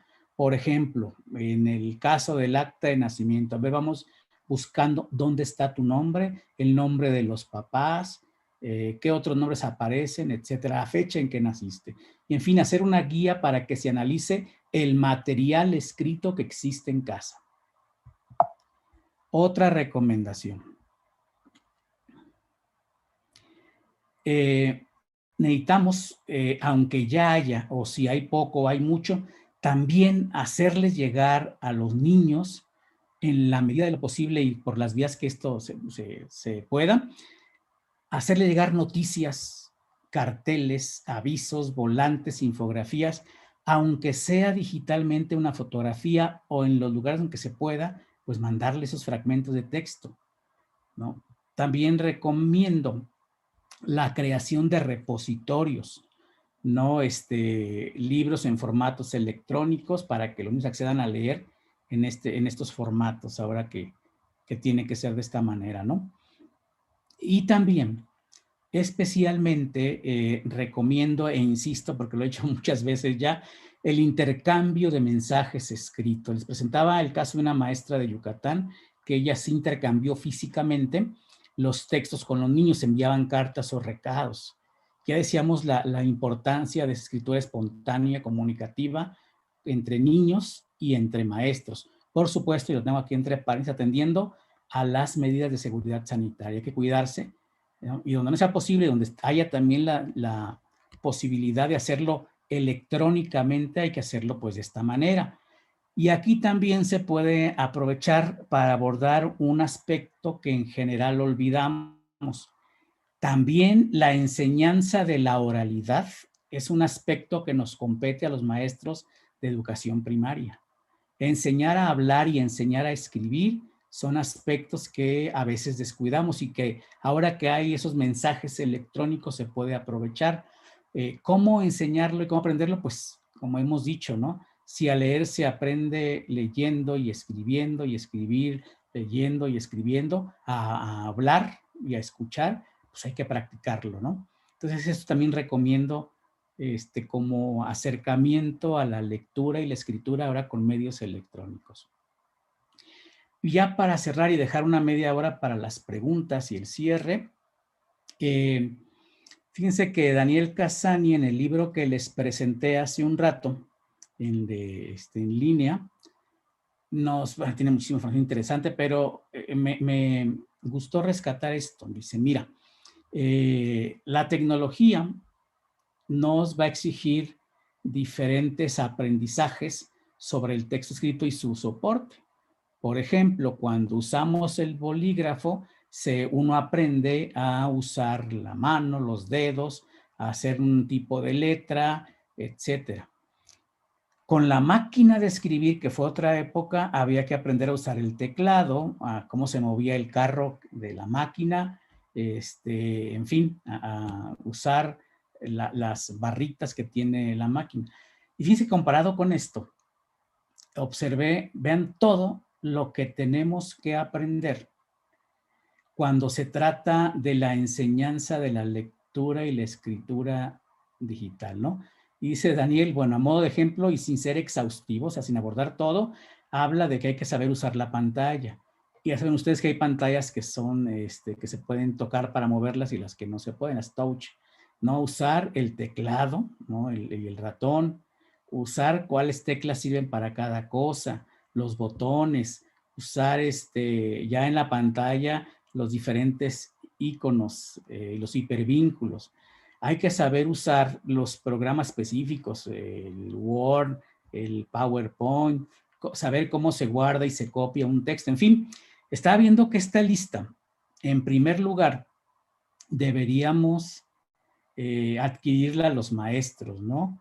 Aprender todo esto, esta lista, seguramente habrá, como dice él, otras cosas que habría que aprender, ¿no? Usar los tipos de letra, la redonda, la cursiva, la negrita, cómo insertar caracteres, cómo marcar los títulos, cómo hacer las citas, en fin. Todo esto hay que aprender para poder luego enseñarlo, ¿no? Y bueno, finalmente, aquí les pongo las referencias bibliográficas. Todos los textos que usé aquí están consignados. Algunos, déjenme ver, los tengo digitalizados. Si alguien los quiere, me los pide por correo. De preferencia, no me pidan todo porque no sé qué exactamente quieren. Pídanme algo específico. Y también para los que quieran tener contacto directo conmigo, les dejo mi correo electrónico y mi página de Facebook, ya sea para pedir el material que hoy manejamos y que no les llegó, o para pedir un material complementario, o para preguntarme cosas, o para plantearme cosas que crean que yo les puedo ayudar.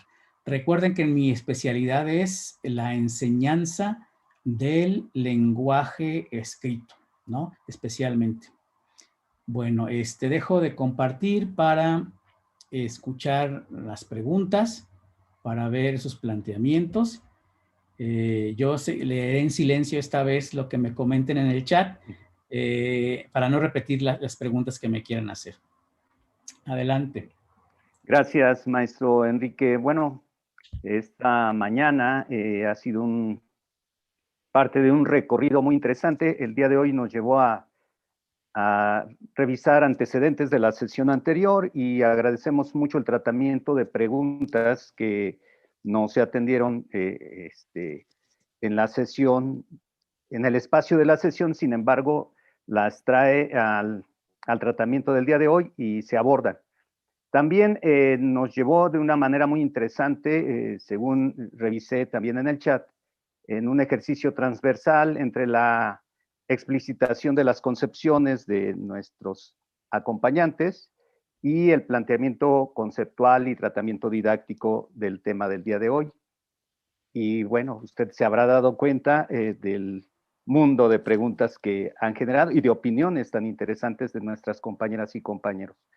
Como portavoces de los asistentes, tanto en YouTube Live como en la plataforma Zoom, participarán nuestras compañeras Laura Zúñiga Horta y Montserrat Mondragón García, a las cuales le cedemos la palabra, maestro Enrique. Adelante, Laurita, adelante, Monse.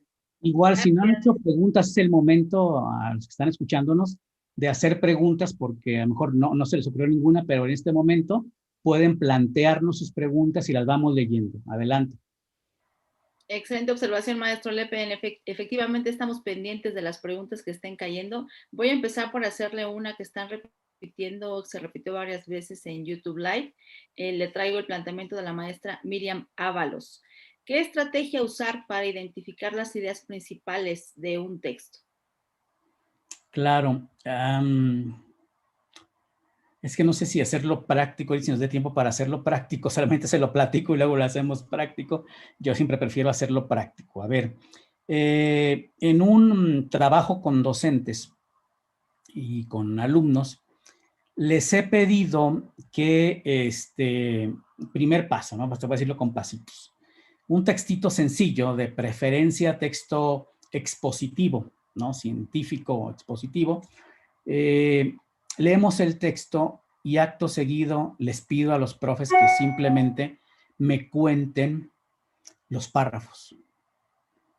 Inclusive en esa simple petición hay contradicciones. Hay quien dice, no son 7 párrafos, no son 8, son 9, son 5, ¿no? Y es interesantísimo. Una vez que nos ponemos de acuerdo con la cantidad de párrafos que tiene el texto, preguntamos qué lo convierte en un párrafo, ¿no? Y en general la respuesta es que ese párrafo tiene una idea principal.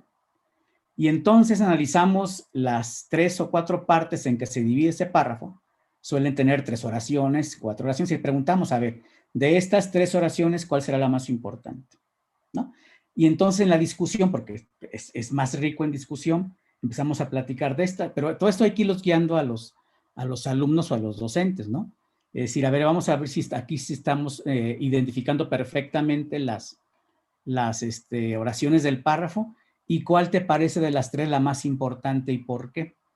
Y es una forma de identificar, bueno, ya vimos que esta es la más importante, por tal razón la que expongan los compañeros, ¿no? Pero esa es una manera, analizar el texto en general, dividirlo en párrafos, revisar los párrafos para escribir que cada párrafo en general contiene una idea principal. Muy ilustrativo, maestro Lepe, muchas gracias. Cedo la palabra a mi compañera Montserrat, adelante. Gracias, Laura.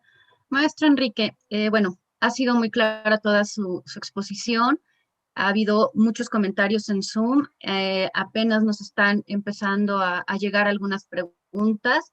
Y retomando la pregunta de Liliana Beltrán Paz, nos dice, ¿cuál es tu experiencia en el trabajo con docentes y alumnos de escuelas multigrado? Sí, hemos estado en algunos proyectos, o más bien algunos profesores que trabajan en este nivel se han acercado a mí, especialmente en zonas rurales y a veces en zonas bilingües, indígenas, español, que ha sido interesantísimo. Por supuesto, se requiere de una especificidad para atender a los multigrado. Lo que quiero decir es que es posible, ¿no? Por ejemplo, a partir de un proyecto general y dejar tareas diferenciadas. Por ejemplo, ya que he insistido mucho con el nombre propio, ¿no? A los pequeñitos de primero y segundo se les da una tarjeta con el nombre para que, como vimos también en los videos de ejemplo, lo utilicen en sus pertenencias, lo usen para hacer la lista de asistencia, etcétera, mientras que a tercero y cuarto se le agregan los apellidos con la ortografía para usarlo o buscarlo en actas de nacimiento, en documentos, etcétera. Mientras que a quinto y sexto se le pide que ordene una lista en orden alfabético, empezando por el apellido. En fin, hay temáticas, sobre todo cuando son trabajos de proyectos, que pueden iniciarse con una temática común y luego hacerlo de forma diferenciada por ciclos.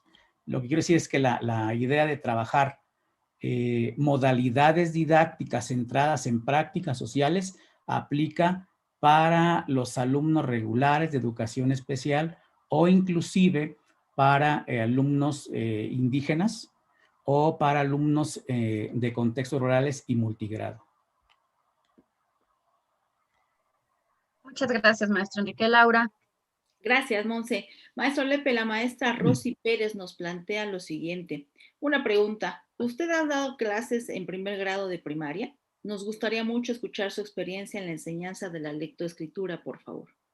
No solamente en primer grado, en multigrado me tocó.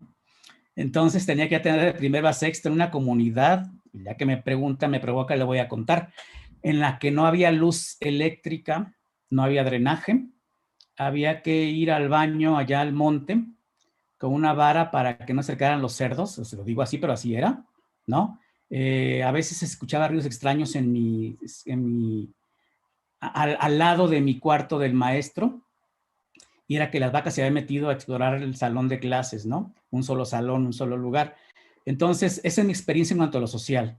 En cuanto a lo didáctico, sí es difícil trabajar con esos niños, especialmente cuando se tiene 19 años, que fue cuando yo empecé, y no se tiene el conocimiento que ahora tengo, ¿no?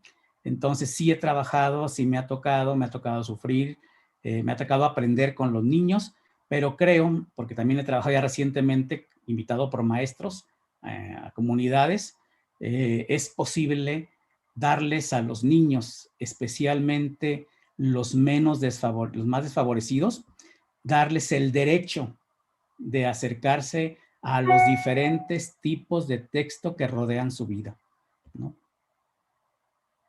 Gracias, maestro Lepe. Adelante, Monse. Gracias, Laura.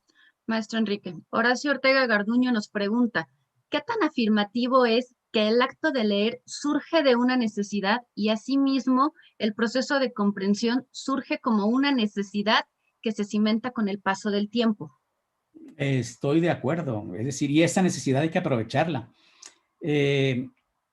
En esta estrategia, otra vez del nombre propio, perdón, en la que es muy importante, cuando le pones a los niños de preescolar o de primero varias tarjetas a un niño, ¿no? Y le pides que lo identifique, no sabes qué angustia tiene en su cabecita, en su ser, de saber cuál será mi nombre. Pero además necesito saber cuál es mi nombre, porque esto me va a ayudar en la vida. Y entonces esa necesidad de saber, ¿no? Pues hay que aprovecharla, ¿no? Cuando decimos vamos a jugar un juego, a ver cómo se juega, cuáles son las instrucciones para hacerlo, es una necesidad que hay que aprovechar. En realidad, sí, hay necesidades que hay que aprovechar en la escuela y también algunas, por ejemplo, que no están tan apremiantes o no se sienten, diría yo, necesidades no tan sentidas, me refiero a la literatura. Pero a veces necesitamos desarrollar la imaginación o echarla a volar y recrearnos en un textito. En el había una vez un dragón azul que se envolvía con las nubes, ¿no? Entonces, esa es otra necesidad que a veces no sentimos, pero que es importante también considerar. Los niños necesitan también ese tipo de texto. De ahí voy a aprovechar para extender esta explicación. De ahí que los programas vigentes desde el 2009 en los que me ha tocado participar, 2006 secundaria, dicen, hay que abordar tipos de textos de 3 áreas, ¿no? 1, los textos que al niño le rodean y que ocupa para relacionarse con los demás. Textos del ámbito de participación social, como su acta de nacimiento, como los periódicos. Pero no olvidemos que también habrá textos que requiere para seguir estudiando, como en este ámbito de estudio, ¿no? Los textos científicos, los textos de los libros de matemáticas, etcétera. Y no olvidar el tercer ámbito tradicional. También se requiere recrearse en la literatura, es el ámbito de literatura precisamente, ¿no? Muchas gracias, maestro Enrique. Laura, adelante. Gracias. Acá le traigo una pregunta de la maestra Guadalupe Pérez Rosas, maestro. Pregunta lo siguiente: ¿cómo corregir a los alumnos en relación a la producción de textos cuando escriben como hablan, con deficiencias de coherencia y cohesión por sus características culturales? Sí, en realidad hay que quitarle el peso de la tarea a los maestros y decirle a la maestra, pues no corrija, maestra. Enséñelos a corregir, que es distinto. Y se va a evitar una chambototota que en casa está corrige y corrige marcando con rojo. Pues no corrija, deje de sufrir, ¿no? Enseña a los niños a corregir. Y ahí va una primera estrategia grupal. Vamos a poner a consideración de los niños de un grupo, y se puede hacer virtual, se puede hacer en presencial. Vamos a decirle, mire, este niño, este compañero suyo escribió este texto. O si no quiere ventanearlo, decir, me encontré este texto, aquí está, vamos a ver qué se le puede corregir. Y se van a sorprender de la capacidad de los niños para identificar errores. Como estamos en un grupo heterogéneo, pues cada quien descubre cosas diferentes y aprendemos de los demás. Entonces, aquí la tarea de los docentes no es la de corregir, es la de enseñar a corregir. Y me sirve para marcar un punto que omití porque pensé que no iba a alcanzar el tiempo. Daniel Cassani y otros autores nos hacen ver, nos recuerdan que escribir es un proceso que tiene al menos 3 etapas, que todo niño y todo adulto tiene derecho, la obligación y la necesidad de planificar lo que quiere escribir. Antes de poner la primera rayita en la hoja hay que pensar muy bien qué queremos escribir, para quién, qué palabras voy a usar y cuál es el motivo que incita mi escrito. Primer paso, planificar. Ahora sí, segundo paso, vamos a escribir. Vamos a escribir, plasmar el texto en una hojita. Tercero, vamos a corregir. Vamos a dedicar tiempo a corregirlo. Y es lo que el maestro debe enseñar, a corregir, no corregir los textos. Curiosamente, tenemos planificar, tenemos escribir o textualizar, le llama Daniel Cassani, y tenemos el de corregir o revisar y corregir. Preguntaría si cuál creen que lleva más tiempo o debería llevar más tiempo. Los escritores expertos dicen corregir. La etapa a la que más se le debe dedicar tiempo es a corregir. De hecho, hay una frase de Borges. Alguien le preguntó a Jorge Luis Borges, oiga, ¿usted por qué publica? Para dejar de corregir. Porque nunca termina uno, ay, le puedo mejorar esto y tal, ¿no? Entonces, yo recomiendo a los profesores, dediquen mucho tiempo a corregir los textos de sus alumnos, ¿no? A enseñarles a corregir, no a corregirlos, a enseñarles a corregir. Sería esa la respuesta. Excelente estrategia la que nos comparte, maestro. Adelante, Monse. Gracias, Laura. Brenda Ríos Ramírez pregunta, bueno, si nosotros como docentes somos solo estrategas, entonces, ¿cuándo el alumno tendrá una comprensión lectora? No entiendo bien lo de estrategas.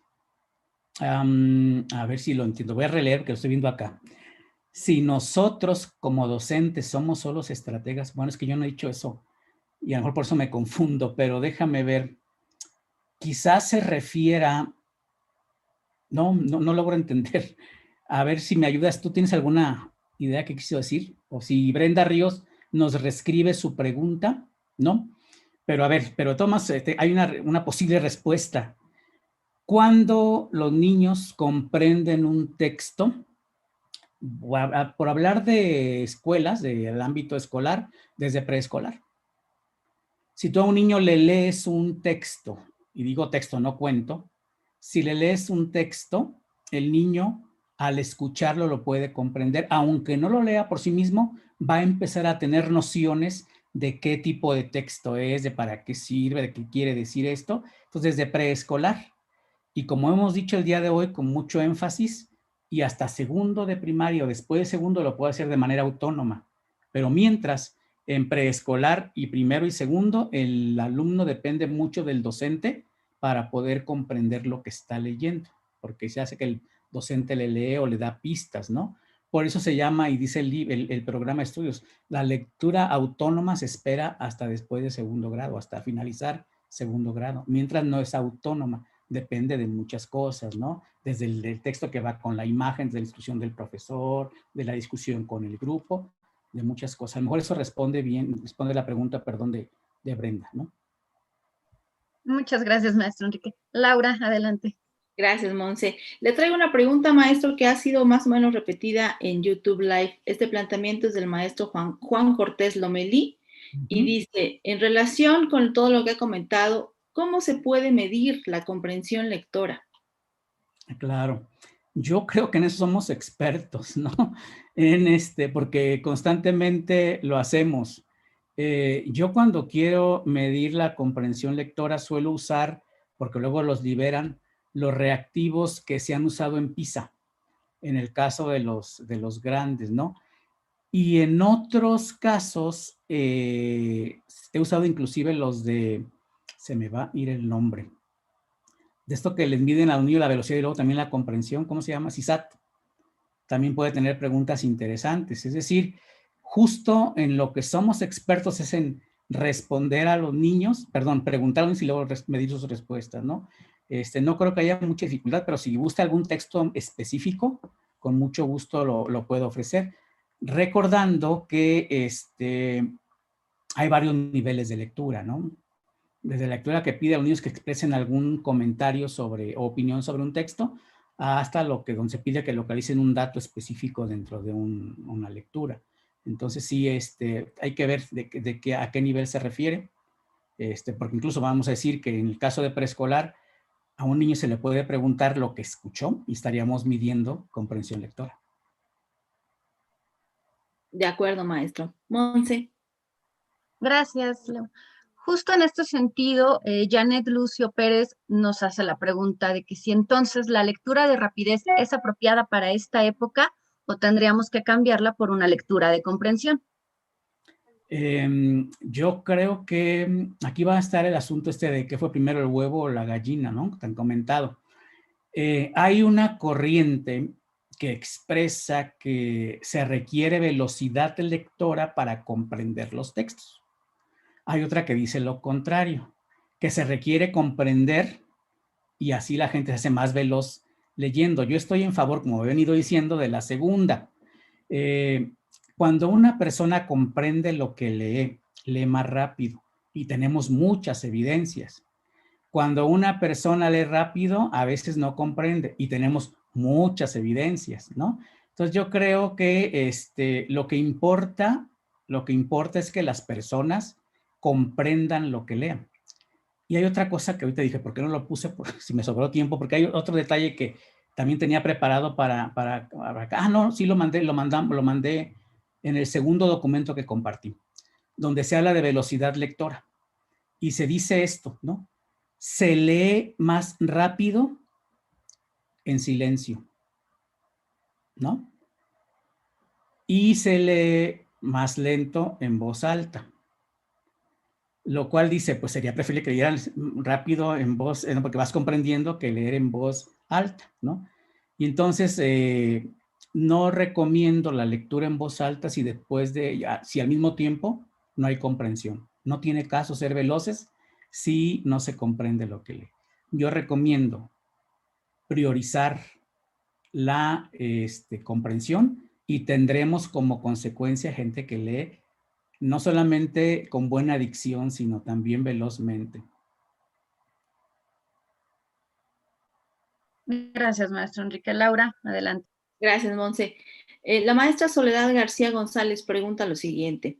Si un niño o niña de 4º grado de primaria no ha logrado el proceso de lectoescritura, ¿qué actividades o estrategias aplicar para ayudarlo? Sí, las actividades que hay que considerar siempre tienen que ver con la interacción con el texto. Antes se pensaba, este niño que está en 5º o en 4º o en 3º no aprendió a leer ni a escribir, hay que usar un método, no, o sea, sería volver a retrasarlo, ¿no?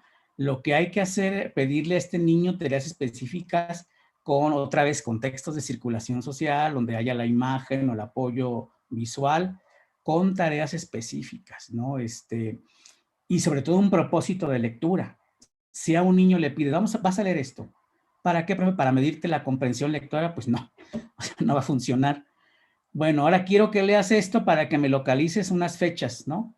Pues ya cambia, digo, no es tan social la idea que acabo de presentar, pero podría servir. Es decir, tiene que haber un propósito de lectura, ¿no? Útil para el niño, útil para su vida y por ende para la escuela. A ver, me voy a atrever a decir esto, a ver si lo digo claramente. Antes se priorizaba que había que estudiar, aprender a leer y escribir en la escuela, ¿no? Que quizá para ser bueno en la vida. Yo creo que ahora hay que priorizar que leer las cosas de la vida para ser bueno en la escuela.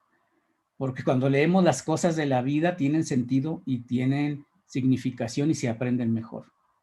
Yo creo eso. Entonces, pues, igual, si a la maestra no le quedó claro, le pido que me escriba.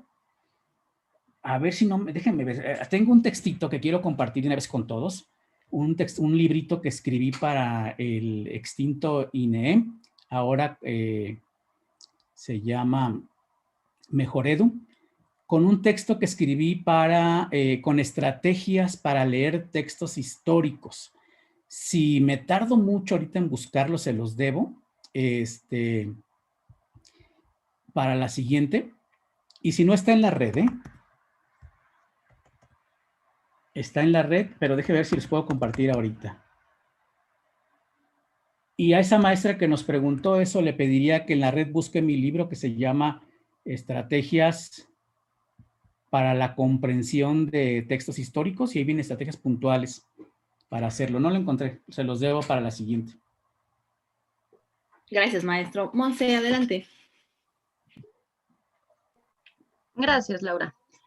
Maestro Enrique, Willebaldo Flores nos hace 2 preguntas respecto a la nueva escuela mexicana. Una es, ¿qué metodología utilizarán los programas de la nueva escuela mexicana y hacia dónde van estos nuevos programas?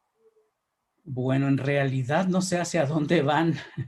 Lo que puedo decir así con certeza, porque me consta, es que esta forma de enseñar a leer y escribir basado en prácticas sociales del lenguaje y con este enfoque, esta base teórica de la psicogénesis, ya lleva en nuestro país por lo menos 12 años. y ha sobrevivido a 3 sexenios, ¿no? Entonces, y además, teóricamente, en el mundo no hay algo que lo haya superado.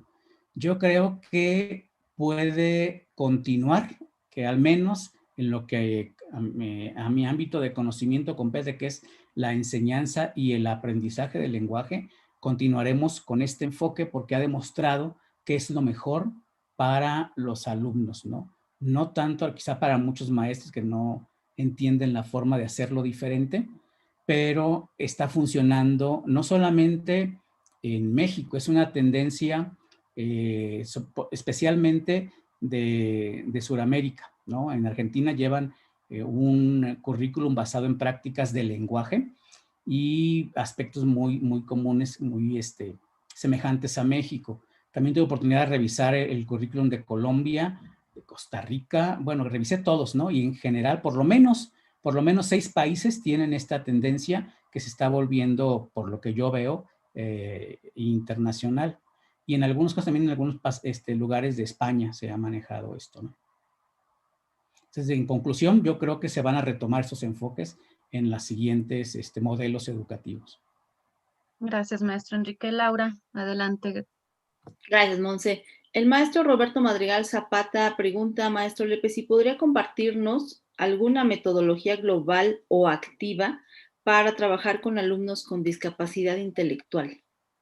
Sí, lo he dicho en varios momentos, es la misma. A las personas con alguna discapacidad o no nos interesa movernos, sobrevivir y entender el mundo que nos rodea. Y esto solamente se puede si retomamos, si trabajamos con ellos las prácticas del lenguaje, ¿no? Si para enseñar a leer usamos los letreros que se encuentran diariamente en la calle, es decir, el enfoque es el mismo y la metodología que más recomiendo es la de proyectos didácticos basados en prácticas sociales del lenguaje o bien cualquier secuencia didáctica que tenga como origen una práctica social del lenguaje. Cuando imagino una secuencia así de paso 1, paso 2 y paso 3, esos pasitos surgen, y eso no lo había dicho en las 3 intervenciones, estos pasitos, esta secuencia didáctica de ver, los niños hacen esto, luego hacen esto y hacen esto, esa secuencia didáctica surge de los pasos que se siguen en las prácticas sociales del lenguaje. Imaginemos un periodista que publica en un periódico una entrevista. Recordemos, imaginemos o investiguemos los pasos que él sigue para hacer su entrevista. Obvio, no se pone a entrevistar de inmediato, sino que tiene que planificar las preguntas, buscar a quién hacerle las preguntas, seleccionar las mejores preguntas, hacer la entrevista, transcribir la respuesta, hacer un texto. Esos pasitos dan como consecuencia una secuencia didáctica. Se trata de llevar actividades, o dice Taylor Lerner, quehaceres de escritor y de lector de la vida real a la escuela. Entonces, a eso me refiero con la metodología. Es una secuencia didáctica o un proyectito basado en los pasitos que se siguen en una práctica social de la vida real. Muy bien, muy claro, maestro. Monse. Gracias, Laura. Adriana González Solís pregunta, ¿qué sucede si el alumno no logró consolidar la lectura y escritura y pasa a 3er grado? ¿Se utilizan las mismas estrategias o qué sugiere para niños de primero y segundo? Si por las mismas estrategias se refiere a provocar interacción de los niños con el texto, sí. Es decir, imagino que la maestra le manda al alumno una noticia, ¿no? Y le hace preguntas para saber qué pasa. Y después le ayuda a encontrar las respuestas. Y después le propone hacer su propia noticia. Creo que eso ayuda. O sea, es muy importante que se propicie la interacción con el texto. Que se haga al niño pensar sobre lo escrito, ¿no? Y a veces pensar más allá del escrito. ¿Quién habrá escrito esa noticia? ¿Para qué la habrá escrito? ¿Dónde se habrá publicado? ¿Habrá una noticia después o ya se acabó esta noticia? Todo lo que permita pensar y reflexionar sobre lo escrito ayuda a los niños a comprender mejor de cualquier nivel educativo, ¿no? Aquí el asunto está en que a veces es difícil hacer las preguntas, ¿no? Muchas gracias. Para hacer una anécdota, ¿no? Porque este asunto de las preguntas es muy importante. Les cuento que en alguna reunión con docentes les pedí hacer preguntas para aplicarlas a los alumnos, ¿no?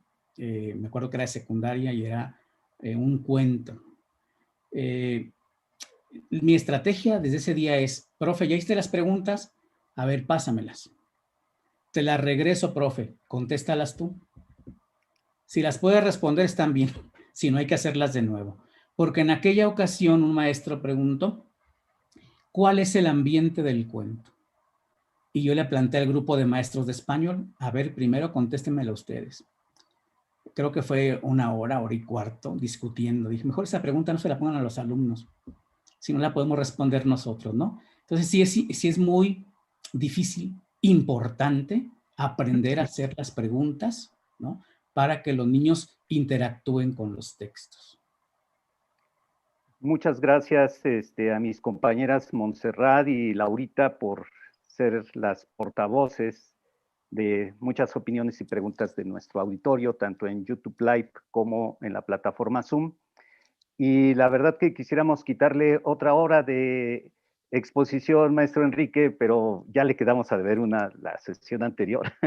Y bueno, por esta vez nos ha llevado de una manera didáctica y ha propiciado un recorrido de aprendizaje en un contexto de diversidad, tanta que se ha mostrado en los chats.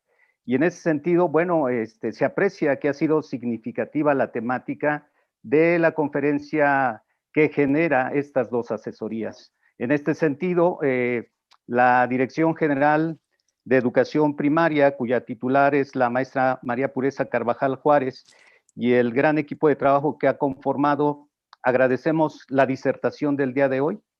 Les agradecemos también a quienes nos han acompañado conformando el gran auditorio de esta mañana académica y les invitamos para que el día 6 de mayo nos acompañen en la tercera asesoría que seguramente será del mismo interés o más que ha generado con esta profundidad conceptual y didáctica con la que el maestro Enrique Lepe nos ha venido acompañando con sus disertaciones. Por el día de hoy agradecemos, maestro Enrique, su ejercicio académico y para nuestras compañeras y compañeros del auditorio les agradecemos también su intervención a través de sus opiniones. Que tengan buena tarde y un abrazo a distancia. Hasta luego. Muchas gracias a todos. Ya tengo acá 97 correos que me han llegado a raíz de esta charla. Ahorita voy a poner a contestarlos todos. Gracias por su respuesta, por confiar en mi trabajo y nos vemos la próxima. Hasta luego. Hasta luego.